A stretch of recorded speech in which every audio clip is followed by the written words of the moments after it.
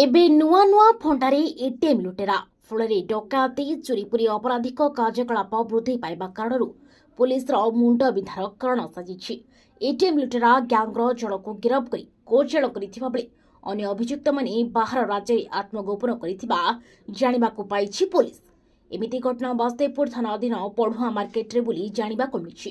22 ତାରିଖ ବିଳମ୍ବିତ ରାତିରେ ମାର୍କେଟ ଉପରେ ଥିବା ଏସ୍ବିଆଇର ଏଟିଏମ୍ ଲୁଟ୍ ହୋଇଥିବା ଖବର ବାସୁଦେବପୁର ପୋଲିସ ପାଇଥିଲା। ସଙ୍ଗେ ସଙ୍ଗେ ଘଟଣାସ୍ଥଳରେ ପହଞ୍ଚି ଚଢ଼ାଉ କରିବା ବେଳେ ଲୁଟ୍ରା ଗ୍ୟାଙ୍ଗ ଆଖିରେ ଧୂଳି ଦେଇ ଖସି ପଳାଇବାରେ ସକ୍ଷମ ହୋଇଥିଲା।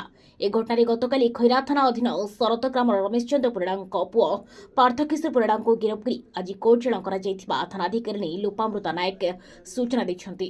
ଏହି ସମୟରେ ବିପୁଳ ପରିମାଣରେ ଡକାୟତି ଯନ୍ତ୍ର ଓ ମାରଣାସ୍ତ୍ରକୁ ପୁଲିସ ଜବତ କରିଛି। ଏଠାରେ ସୂଚନା ଦିଆଯାଇପାରେ ବାସୁଦେବପୁର ଥାନା ଅଧୀନ ନଈ ଘେରତରେ ସୁଦର୍ଶନପୁର, ଆର୍ତ୍ତୁକୁମାରପୁର, ଜଗନ୍ନାଥପୁର, ପଢୁଆ ଇରମ, ନୂଆଗାଁ, ଅଢୁଆପୁରୀ, ଆଠଗୋଡ଼ି ପଞ୍ଚାୟତ ଥିବାବେଳେ ଏହାର ମଝାମଝି ଅଞ୍ଚଳ